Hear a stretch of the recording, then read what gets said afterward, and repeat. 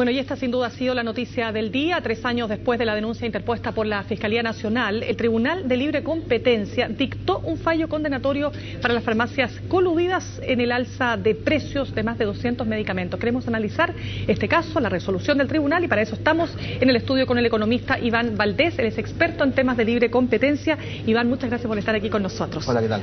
Iván, lo primero, ¿esperaba este fallo de esta naturaleza con esta sanción? A ver, la verdad es que la expectativa que hay sobre el fallo era justamente esta. La verdad es que no se sale mucho de lo que se esperaba.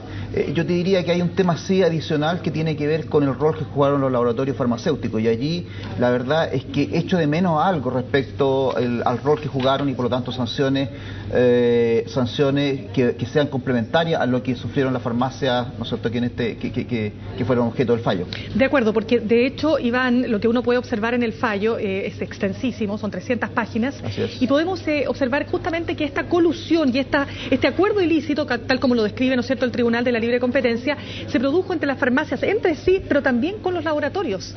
Sin embargo, los laboratorios no aparecen pagando una multa específica. Bueno, ese es un tema importante respecto al instrumento que se utiliza para llevar la práctica colusiva.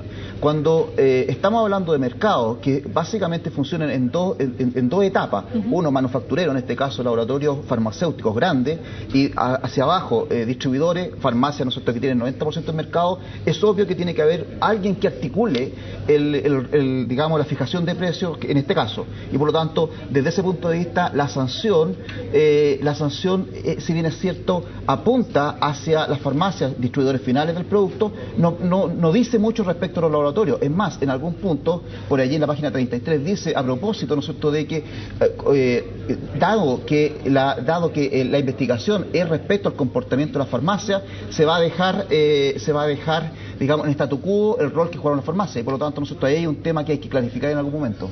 Claro, y en ese sentido, a ver, vamos por parte, porque hay algunos elementos que llaman mucho la atención y que tiene que ver, por ejemplo, con que el fallo destaca el daño causado. Es decir, aquí estamos hablando de medicamentos que no son cualquier medicamento, son medicamentos que están asociados, por ejemplo, a personas que sufren enfermedades crónicas. Así es. Estamos pensando en personas que tienen hipertensión, estamos pensando en gente que sufre de depresión, y por lo tanto estamos hablando de medicamentos muy importantes para mucha gente. Entonces ahí la pregunta es, uno podría pensar, Iván, que esta es una práctica no tan inusual, porque es tan extremo que da la sensación de que, claro, uno podría pensar, no, esto no está ocurriendo de forma extendida, ¿no? Pero ¿cuál es su experiencia? Mira, los organismos internacionales desde el año 93 le están poniendo mucho énfasis a lo que significan comportamientos colusivos, y por lo tanto las recomendaciones que se derivan de allí tienden a que las legislaciones locales miren con bastante detalle, investiguen y sancionen fuertemente estas prácticas. Y por lo tanto, lo que te quiero decir en el fondo, ¿no es cierto?, es que la verdad es que hoy día en el mercado se reconocen que las prácticas colusivas son bastante más comunes de lo que uno esperaría. Y entonces, a ver, ¿cuál es el rol que juega el elemento que denuncia esto, que resulta en este caso, parece paradójico, ¿no?, que un propio integrante de esta colusión, como fue Farmacia Ahumada, aparece entonces denunciando no solo a sí misma, sino que al resto? Entonces, ¿qué rol juega en ese sentido ese factor? Mira, en general, una de las recomendaciones que te entregan las organizaciones internacionales dice relación con que una manera de, entre comillas, fácilmente acercarse a la práctica colusiva, tener claridad de lo que sucede en un determinado mercado, tiene que ver, ¿no es cierto?, con un instrumento de esta naturaleza.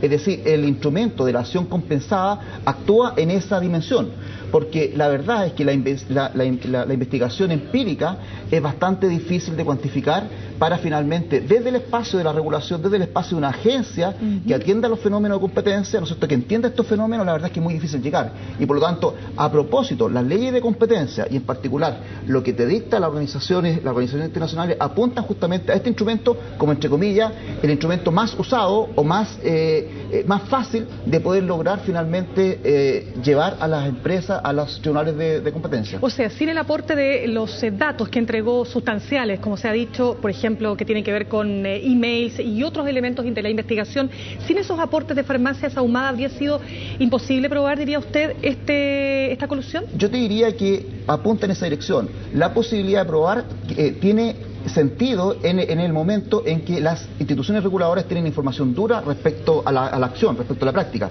Y por lo tanto, si el organismo internacional te reconoce, ¿no es cierto?, que hay que tener instrumentos de esta naturaleza para desincentivar los comportamientos colusivos, es obvio, ¿no es cierto?, que ese es el camino que hoy día se está utilizando en la normativa internacional. Ahora, de todas maneras, Iván, por lo que usted señala, no basta entonces con los mecanismos fiscalizadores, aun cuando funcionen impecablemente.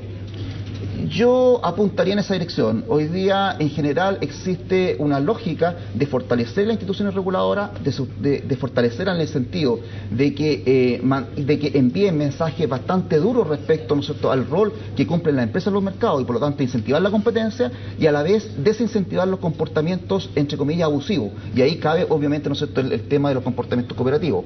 En otras palabras, instituciones reguladoras fuertes, leyes que finalmente terminen desincentivando estos comportamientos son básicas, ¿no es cierto?, para poder lograr llegar al objetivo, ¿no es cierto?, que la sociedad quiere, que es aquella que los mercados funcionen bien. Ahora, el objetivo de una colusión, uno podría pensar, así en términos obvios, digamos, es poder conseguir, en definitiva, ganancias económicas, ¿verdad? Así es. Y le pregunto esto porque, por otro lado, ¿no es cierto?, los que se coluden se exponen a una sanción que probablemente en términos pecuniarios no sea tanto respecto de lo que ganaron, pero sin duda hay una sanción de la opinión pública y que es decir, hay un daño en su imagen que es clara, ¿no? Entonces, ¿por qué? ¿Por qué se produce, a pesar de todo, la colusión? Bueno, yo te diría que hay dos elementos en tu pregunta. Primero es el elemento asociado a las utilidades que generan, ¿no es cierto?, vía estas prácticas. Y allí hay un tema que tiene que ver con la sanción punitiva que las leyes le dan. Hay un tema importante respecto a eso. Los organismos internacionales te dicen que la sanción óptima debería tender a la relación 1:3. Y por lo tanto, por cada peso, ¿no es cierto?, que tú dañes a un consumidor, este debería ser compensado por 3. O sea, la farmacia que dañe en 1 peso con un sobreprecio vía colusión a los consumidores debería pagar una multa de 3 pesos. En consecuencia, la señal número 1 tiene que ver con la legislación. La legislación tiene que incorporar multas lo suficientemente importantes para desincentivar comportamientos futuros.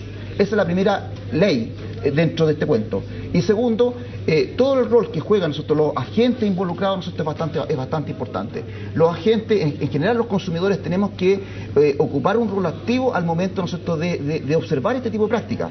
Cuando uno encuentra que un fármaco sube 50% en un mes, obviamente allí pasa algo raro y por lo tanto hay un rol, hay que empoderar a los consumidores para que vayan a los tribunales y pregunten, nosotros, qué pasa, que denuncien. La institución reguladora está para eso, está para investigar, está para comprender el fenómeno y está para finalmente llevar a esta empresa a los tribunales para definir, ¿no es cierto?, si existe o no este tipo de práctica. Bien, Iván, queremos agradecer su tiempo con nosotros aquí en CNN Chile. Perfecto, hasta luego. Vamos a una pausa, ya regresamos.